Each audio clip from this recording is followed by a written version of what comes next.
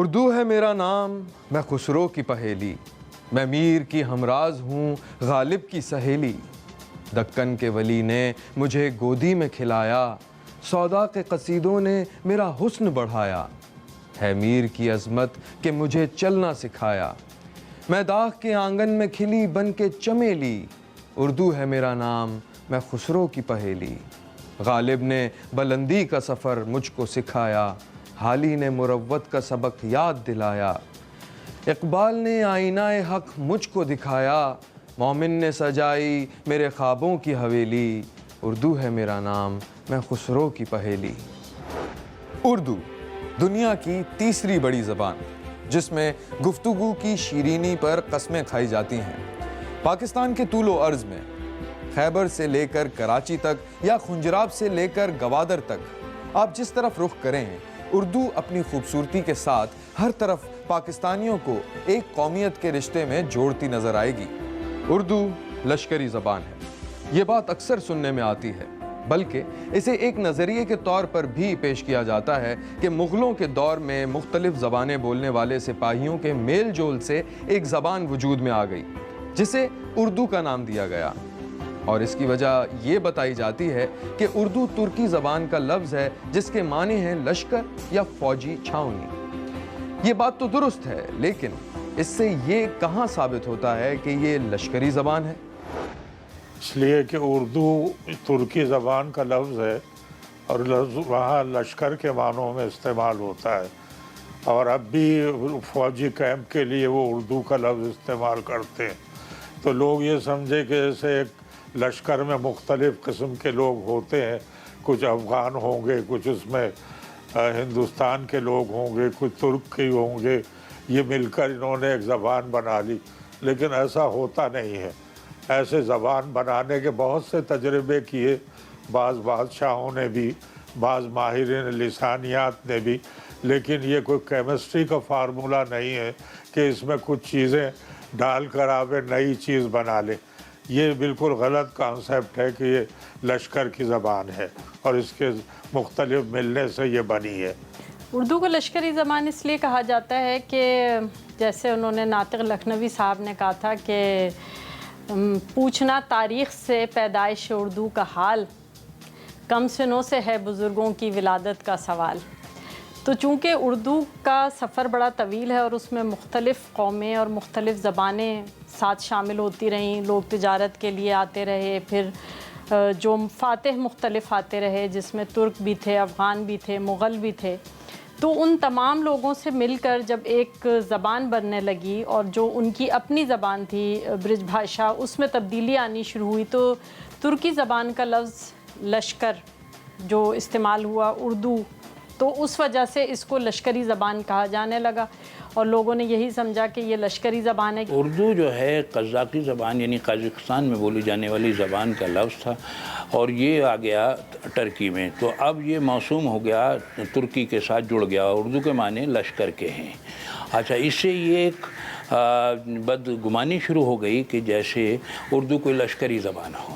شاہ جہاں کے زمانے میں جب یہ زبان بولی جاتی تھی تو اس میں مختلف الفاظ فارسی کے، ترکی کے، ہندی کے، عربی کے شامل ہوئے، تو اس زبان کو جو ہے اردو معلیٰ کی زبان کہا گیا۔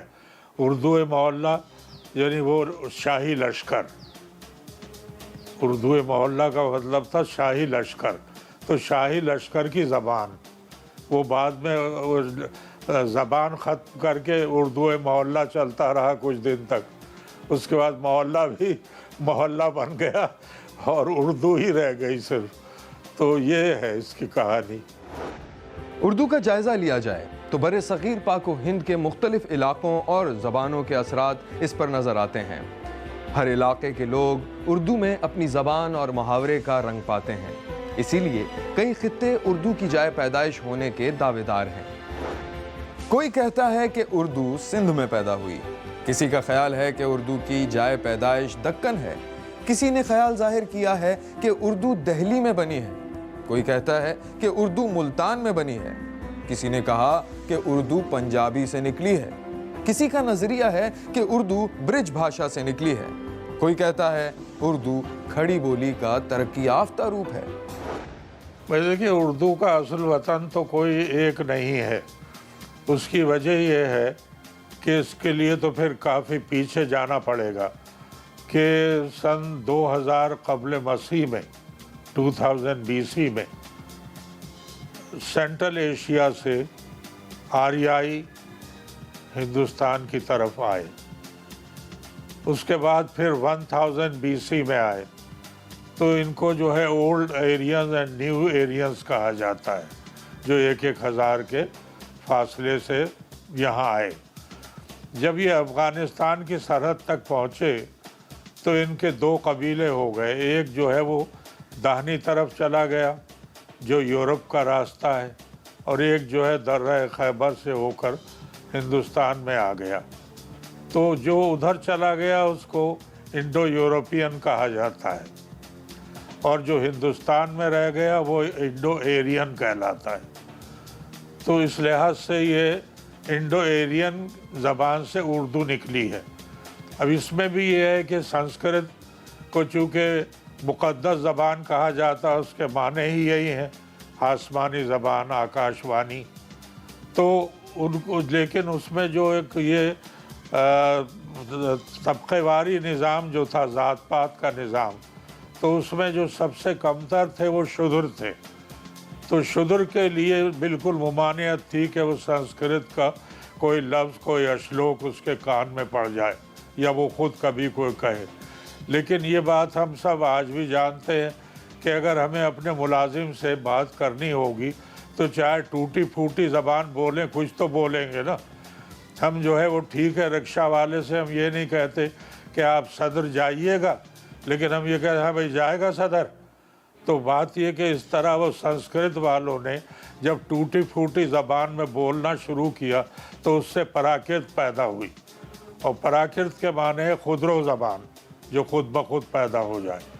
تو اب ظاہر ہے کہ عوام کی زبان زیادہ پھیلتی ہے، یعنی جو درباری، سرکاری یا سپہ سالار یا برہمن کتنے ہوں گے تعداد میں، لیکن زیادہ تعداد میں عوام الناس تھے، تو اس لیے یہ بولی جو تھی یہ مختلف جگہوں پر ہوتی گئی۔ اردو کے نظریات جب سامنے آئے تو اس میں یہ باتیں سامنے آئیں کہ اردو سندھ سے نکلی ہے۔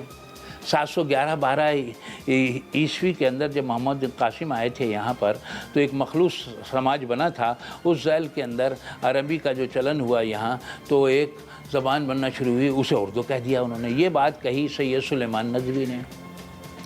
پھر اگلی بات جو کہی حافظ محمود شیرانی نے کہ اردو پنجاب سے نکلی ہے۔ پھر ایک نظریہ یہ ہوا کہ اردو دکن سے نکلی ہے۔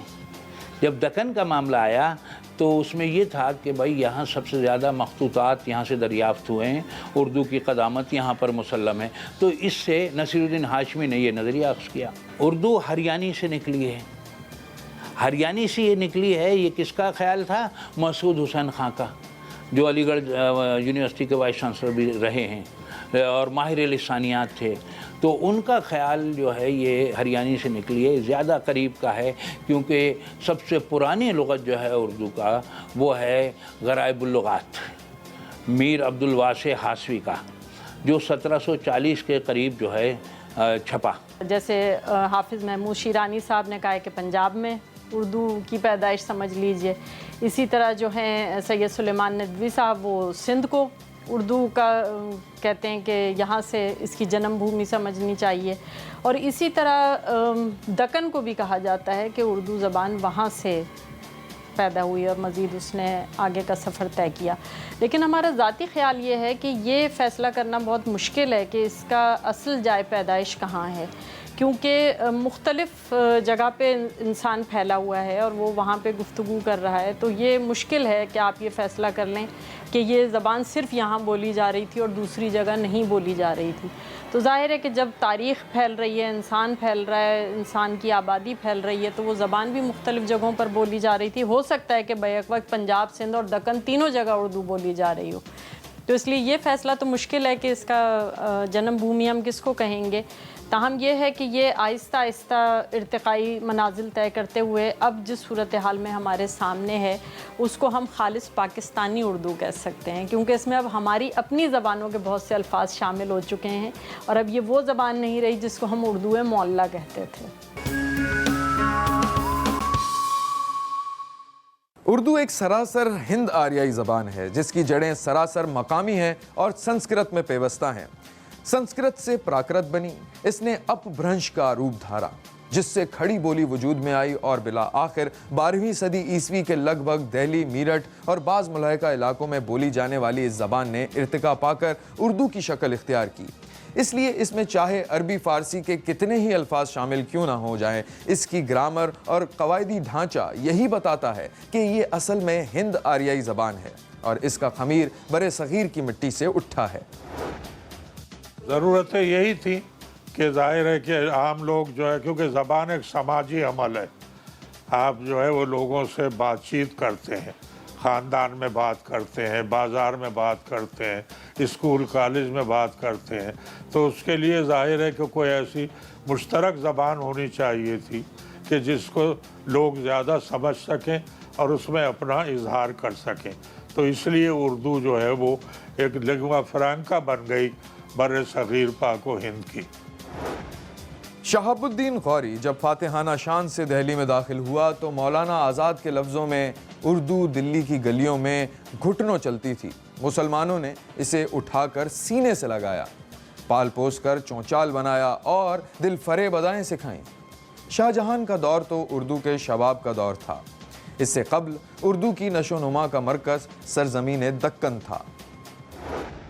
कदम राव पदम राव अब तक की दरियाफ्त शुदा उर्दू ज़बान की पहली और कदीम तरीन मसनवी है, जो उर्दू ज़बान के एक कदीमी लहजे दक्कनी में लिखी गई है। इस मसनवी के शायर फ़खरुद्दीन निज़ामी थे। डॉक्टर जमील जालबी की तहकीक के मुताबिक ये मसनवी बहमनी सल्तनत के मशहूर फरमारवा अहमद शाह वली बहमनी के अहद हुकूमत में आज से तकरीबन 600 साल पहले लिखी गई है। मोहम्मद कुली कुतुब शाह को उर्दू का पहला साहिब दीवान शायर होने का एजाज़ हासिल है। ये गोलकंडा के 5वें फरमारवा थे। बकौल डॉक्टर मोहिउद्दीन कादरी वो उर्दू ज़बान और अदब का मोहसिन आज़म है। इंतज़ाम सल्तनत के बाद उसे अगर किसी चीज़ से दिलचस्पी थी तो उर्दू सुखन ही था। उर्दू की पहली नसरी किताब सब रस के खालिक मुल्ला वजी भी मोहम्मद कुली कुतुब के हम असर शुअरा में शामिल थे। उर्दू इब्तिदा में बाबा उर्दू डॉक्टर मौलवी अब्दुल हक ने अपनी किताब उर्दू की इब्तिदाई नशोनुमा में सूफिया कराम का काम में एक हवाले से ख्वाजा मोइनुद्दीन चिश्ती रहमतुल्लाह अलैह के बारे में लिखा है। उनकी आलमगीर मकबूलियत को देखते हुए यकीनी अम्र है कि वो हिंदी ज़बान से ज़रूर वाकिफ़ थे, क्योंकि हिंदू भी मुसलमानों से कम उनके मोतक़िद नहीं। बाबा फरीदुद्दीन शकर रहमतुल्लाह अलैह से मंसूब तो इब्तिदाई उर्दू के अशार के नमूने भी मिलते हैं। वक्त सहर वक्त मुनाजात है, खेज दरा वक्त के बरकात है, नफ्स मुबादा के बिगो यद तरा, खस्प चे खेजी के अभी रात है, पिंद शकर गंज बदिलो जां शनो, ज़ाये मकुन उम्र के हयात है। उर्दू का नाम कहीं हिंदी था तो कहीं हिंदवी। किसी ने इसे उर्दू मौला का नाम दी। अगली कड़ी और उर्दू की आबाद करदा नई बस्तियों के तस्करे के साथ फिर हाजिर होंगे।